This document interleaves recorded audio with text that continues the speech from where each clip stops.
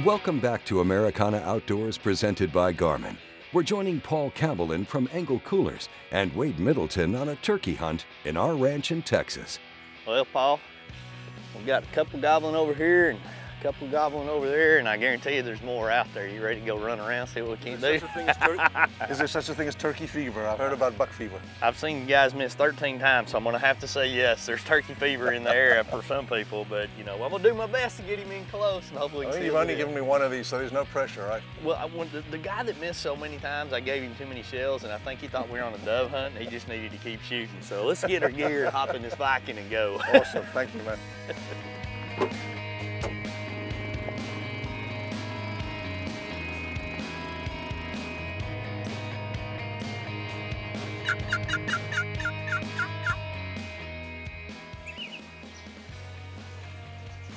Birds are gobbling back that way. We'll make a drive around in the Viking and see if we can get ahead of them. If I've got birds gobbling somewhere, I always want to try to get where they're going. Right now they're probably with hens. We're late in the season and I feel like let the morning go on probably, I don't know, 9:30 or 10. We ought to break off those hens and we'll really pick them off. I set out to try and get my first turkey ever. Never shot a turkey in my life. I used to hunt as a kid in Africa and came over to the US and got into fishing a lot and just never had an opportunity to go hunting, and had a wonderful invitation from Wade and the crew to come out here, Del Rio area in Texas, and get my first turkey.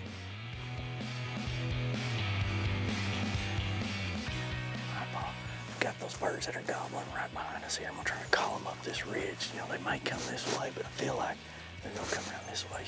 You sit down right here. I'll plop down here and we'll do some calling. This is one of those spots we may have to stay for a while to get them to get all the way in. Our first impressions getting out South Texas area like this, it reminded me a lot about Africa, honestly. The bushes, the trees are a little different. Almost as many thorns, not as many snakes, but overall it was almost like a sort of home kind of moment. It was neat. The African accent. It's hard to change an accent when you've grown up in a country like South Africa. It's got a diverse group of people that have come in there, a lot of British, a lot of German, a lot of Dutch. So we developed a certain accent like they have in Australia or anywhere else. And honestly, coming here, it's hard to change. It's really, really difficult to change. But it's just unique. People don't forget you because of it, I guess.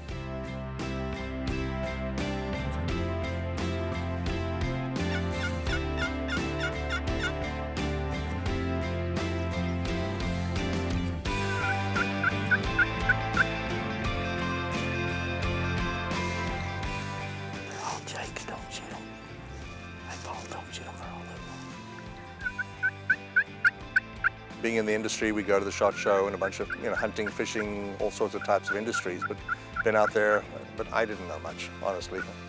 First turkey that came into sight was a Jake. I picked up my gun, not ready to shoot, but, hey guys, let me know which one I can shoot. And very quickly learned the subtleties, and it was awesome, honestly, awesome just having the guys behind me or next to me just, calling to the turkeys and getting the turkeys to call back all the time. It was really neat and how they can control them.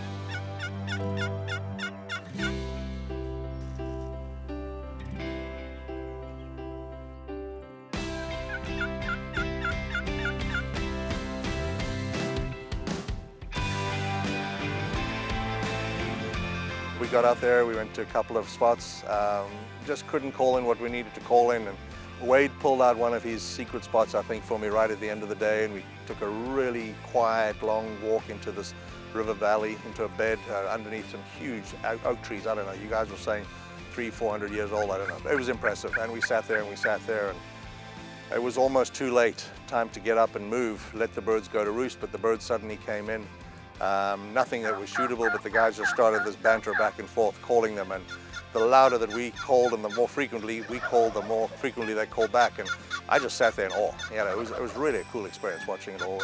And in between all of this, the deer were coming in as well.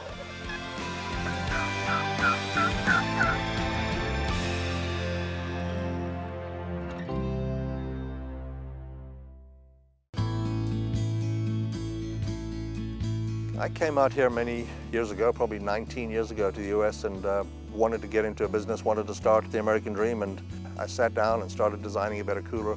And it was folks like like everybody's watching this TV right now, go to a public show, an event, and people come up and say, man, if you could just do this or if you could just do that. Well, I kept notes of everything. That's all I did.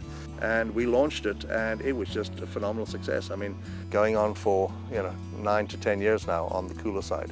We've expanded that quite some. We've got a whole range of dry boxes, small dry boxes that are 1 to 2 day coolers, relatively inexpensive. We've had fun with those as well. We've put aerators on them and made live bait coolers out of them. We put rod holders on them. You find them on the back of kayaks and paddle boards and things. Then we've got into some soft-sided coolers, and we've had some fun. I'll be taking one home now. It's a backpack, basically. That's a cooler bag. Go to engelcoolers.com for more information. Americana Outdoors will be right back with more Turkey Hunt in Texas after these messages.